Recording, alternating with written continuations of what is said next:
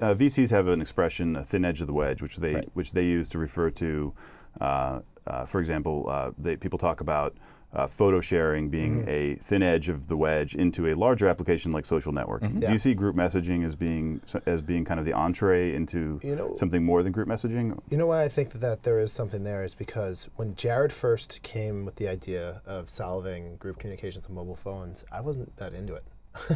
In the very beginning, I thought it was cool, but I'm sure people had tried this before, and I didn't see how deep it could get.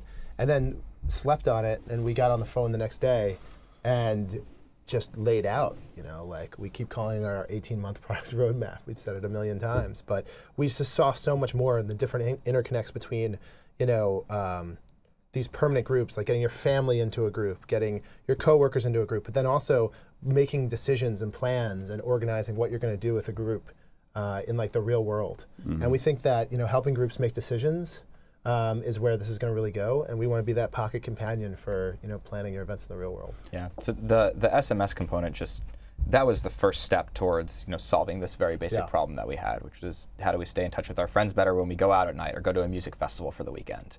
But when we went to TechCrunch Disrupt, that last weekend of May, and we were going to go build this prototype, it was either going to work one way where we were going to go build a basic hack and try and use it afterwards. And that's how we thought it was going to go, but it ended up actually going a much different way. We're around 6-7 hours into it. Steve and I, found ourselves pacing around the hallways at around 2 a.m. talking about how this is actually going to be a business and figuring out what the implications of that were and where we were going to go with it. So on day one, we actually wanted to show that. Well, you guys, so Jared was non-technical and managed to secure our first advertiser. Which was we kind of showed it all out in that first day, and in 24 hours to even be able to have a demo of that was awesome. Is that related to you just made an announcement? This was actually much different. So that advertiser on day one was we had this big elaborate idea that we were going to go and present in front of the panel of judges who were on the hackathon. You actually might have been a judge.